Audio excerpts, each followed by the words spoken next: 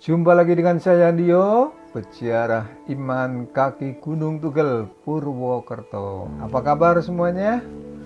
Semoga hari ini juga menjadi hari yang menyenangkan kita untuk melakukan segala sesuatu.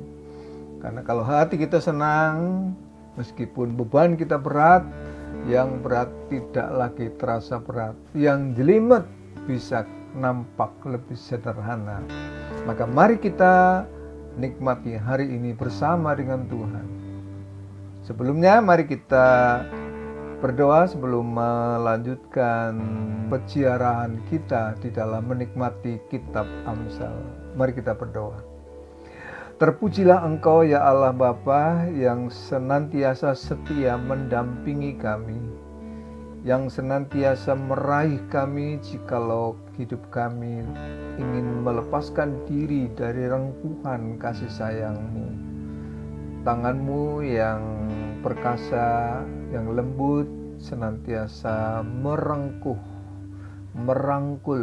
untuk menunjukkan cinta-Mu kepada kami. Terima kasih untuk semua bentuk kasih sayang-Mu, dekapan-Mu, dan rangkulan-Mu yang meneguhkan hati kami. Hari ini kami ingin merenungkan kembali firman-Mu, kiranya Roh Tuhan menuntun kami. Terpujilah nama-Mu dalam Kristus. Amin. Saudara-saudara, kita sampai pada Amsal 23, dan hari ini kita merenungkan ayat 29 sampai 35. Agak panjang ayatnya. Saya akan bacakan dengan cepat. Siapa mengeluh, siapa mengadu, siapa bertengkar, siapa berkeluh kesah, siapa mendapat cedera tanpa sebab, siapa merah matanya, yakni mereka yang duduk dengan anggur sampai jauh malam, mereka yang datang mengecap anggur campuran. Jangan melihat kepada anggur kalau merah menarik warnanya dan mengilau dalam cawan yang mengalir masuk dengan nikmat, tetapi kemudian memakut seperti ular dan menyemburkan bisa seperti beludak. Lalu matamu akan melihat hal-hal yang aneh dan hatimu mengucapkan kata-kata yang kacau. Engkau seperti orang di tengah ombak laut, seperti orang di atas tiang kapal. Engkau akan berkata, orang-orang memukul aku, tetapi aku tidak merasa sakit. Orang memalu aku, tetapi tidak kurasa. Bilakah aku siuman, aku akan mencari anggur lagi. Ada dua kasus menarik, saudara-saudara, sekaligus mengerikan. Kasus yang pertama, bapak dan anaknya kanibal diadili di Ukraina. Bapaknya Maxim umur 42 tahun dan anaknya Yaroslav Kostikov 21 tahun. Mereka diadili karena membunuh mantan polisi Yevgeny Senya Petrov umur 45 tahun. Dan kemudian tubuhnya dikanibal, dimasak untuk makan malam. Dan sadisnya itu dilakukan setelah ketiganya itu minum-minum bersama akibat overdosis berlebihan yang memabukkan. Kasus yang kedua pernah diberitakan di media cetak. Seorang polisi tertangkap sedang mabuk di kawasan Kemayoran, Jakarta Utara. Bukan hanya mabuk, tetapi oknum polisi ini juga sempat mengacungkan senjata api ke orang-orang di lokasi kejadian. Tentu ini menimbulkan ketakutan orang-orang di sekitar tempat itu. Kalau-kalau menjadi sasaran karena oknum ini mabuk. Saudara-saudara, dari dua kasus ini yang tentu saja dari ratusan dan bahkan ribuan kasus yang diakibatkan oleh mabuk anggur ternyata berdampak mengerikan. Oleh karena itu tidak heran pengamsal memberikan pernyataan yang sifatnya larangan untuk mengkonsumsi minuman anggur yang difermentasi. Jadi fermentasi ini adalah proses di mana unsur gula di dalam sari anggur berubah menjadi alkohol dan karbon dioksida. Dan ini yang berbahaya, yang digambarkan pengamsal di dalam ayat 32 bisa memakut seperti ular, menyembur bisa seperti beludak. Sangat berbahaya, membahayakan bukan saja orang lain tetapi juga diri sendiri, menyemburkan bisa meracuni orang lain. Nah, pengamsal ini diam-diam juga pengamat sosial yang tajam, juga pengamat perilaku yang jernih, yang seimbang. Itu perilaku masyarakat. Dia menganalisis dengan baik orang-orang yang mabuk ini.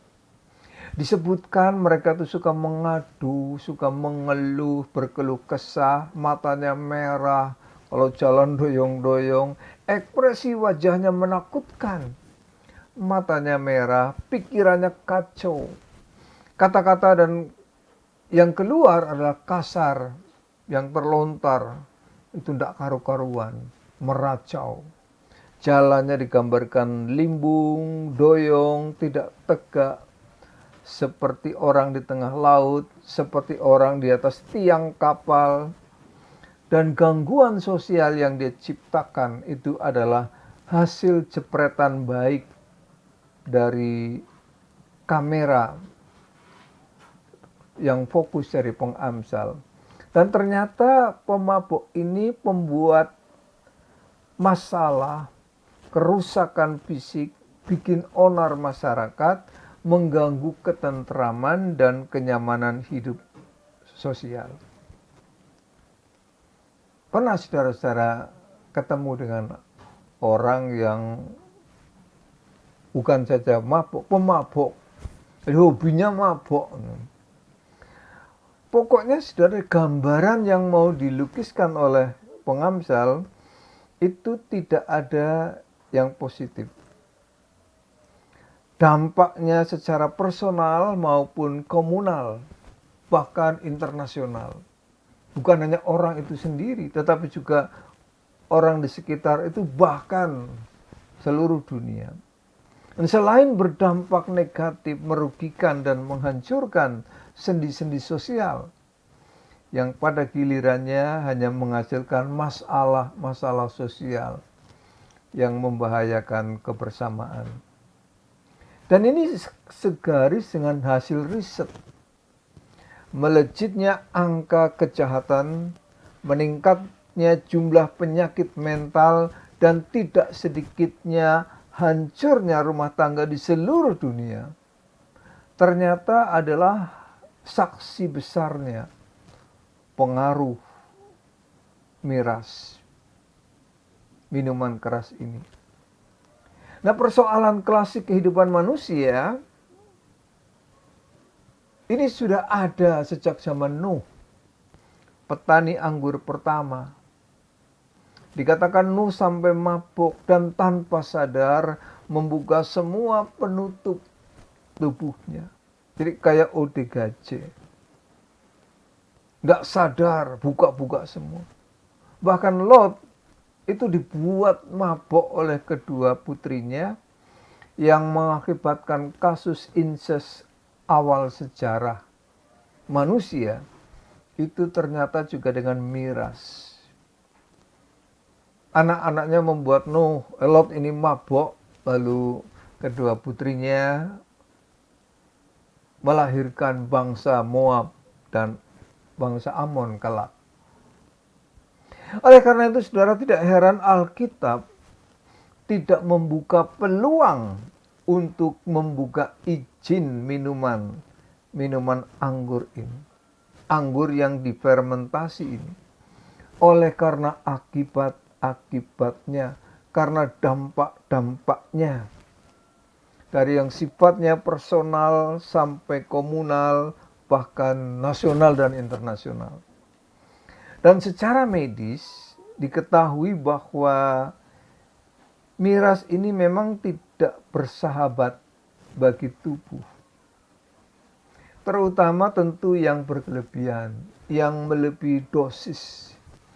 Dia berbahaya bagi kesehatan, kesadarannya menurun, yang membawa banyak sakit dan bahkan komplikasi yang mengikutinya. Tentu bukan kapasitas saya menjelaskan akibat-akibat medisnya. Cukuplah kalau dikatakan bahwa yang namanya berlebihan dari miras ini, bahkan bukan hanya miras, tetapi berlebihan tentang semua hal, turunannya juga berdampak buruk. Saya yakin, bukan saja ainul yakin, tetapi bahkan hakul yakin. Yakin seyakin-yakinnya bahwa warga jemaat dimanapun adalah orang-orang sadar dan tahu bahaya miras. Sehingga kalau toh ada yang menjadi korban, itu hanyalah kekecualian. Namun pada umumnya kalau jemaat yang sejauh saya kenal, semuanya baik-baik. Tetapi dan ini bahaya yang lain. Apakah yang tidak mabuk anggur juga tidak mabuk agama? Yang tidak mabuk anggur ini tidak mabuk kebencian. Mabuk agama, saudara-saudara, dampaknya juga sangat dahsyat. Bukan saja terhadap pribadi yang sifatnya personal, tetapi juga berdampak terhadap kehidupan komunal, bahkan masyarakat. Mabuk kebencian, siapa bila ini tidak berbahaya? Bagi saya tidak kalah bahayanya. Kalau kita lihat bom bunuh diri sebanyak 3.972 di dalam rentang 30 tahun terakhir. Itu ditemukan bahwa 99,99% pelakunya adalah orang-orang beragama. Dan hanya 0,001% pelakunya ini tidak beragama. Ngeri nggak, saudara-saudara? Nah, riset ini membuka mata kita semua untuk memahami motif, pola perilaku, dan landasan berpikir para pelaku. Apakah agama yang mengajarkan kekerasan seperti itu? Bukan. Agama tidak mengajarkan kekerasan seperti itu. Tidak mengajarkan tindakan brutal seperti itu. Tetapi apakah ada cerita dan kisah kekerasan di dalam agama? Ya ada. Ada sekali. Dalam perjanjian lama juga banyak cerita perang, pembunuhan, pencurian, skandal rumah tangga, Daud dan Bathsheba. Itu semua adalah peristiwa, kejadian, dan bukan ajaran. Nah, orang yang mabuk agama tidak bisa membedakan antara peristiwa sebagai sejarah dan ajaran atau makna di balik peristiwa itu. Jadi mereka menjadikan peristiwa itu sebagai contoh. Akibatnya apa? Mabuklah mereka. Mencontoh peristiwa. Bukan memaknai peristiwa menjadi pelajaran yang berharga. Oleh karena itu tidak heran ada orang beragama yang begitu gamis, saleh, rajin di dalam doanya, bahkan mungkin sering berkhotbah, tetapi sekaligus sikapnya tidak bersahabat, menjadi pembenci yang luar biasa. tidak bisa melihat sisi baik orang lain, apalagi orang buruk. Di matanya tidak ada yang baik, sampai lupa keburukannya sendiri yang ia anggap baik. Celaka enggak saudara kalau kita melihat orang semacam ini? Orang beragama tetapi tidak bisa melihat kebaikan pada orang lain. Jadi pandangannya begitu gulita, begitu pekat. Nah ini akibat dari mabuk. Bukan hanya mabuk anggur, tetapi juga miras. Tetapi juga mabuk agama, apalagi mabuk kebencian. Dampak-dampaknya sangat-sangat merusak, bukan saja pribadi, tetapi juga persekutuan, lebih luas lagi masyarakat. Nah, yang penting kan hidup sesuai takaran, tidak overdosis. Jalanilah hidup biasa dengan cara dan cinta yang luar biasa. Bergereja yang biasa-biasa saja. Tetapi asal melakukan yang biasa ini dengan cara dan cinta yang luar biasa. Tidak overdosis, apalagi sampai mabuk. Sebab kalau sampai mabuk, bahaya. Lepas kontrol, liar, wajahnya tidak lagi bersahabat, senyumnya sinis, kehilangan keramahan, kesantunan, dan yang paling berbahaya, kehilangan empati dan cinta. Kalau persekutuan sudah kehilangan ini semua, maka itu bukan lagi persekutuan cinta, bukan lagi gereja, bukan lagi tubuh Kristus. Karena firman Tuhan mengatakan bahwa orang yang membenci itu tidak ada tempat di kerajaan surga. Setitik benci masuk di dalam surga, maka surga itu berubah menjadi neraka. Mengerikan. Apalagi yang bisa ditawarkan kalau sudah begini. Maka mari kita sadar diri. Sampai di sini jumpa kita. Sampai ketemu lagi pada episode perjalanan berikutnya. Amin.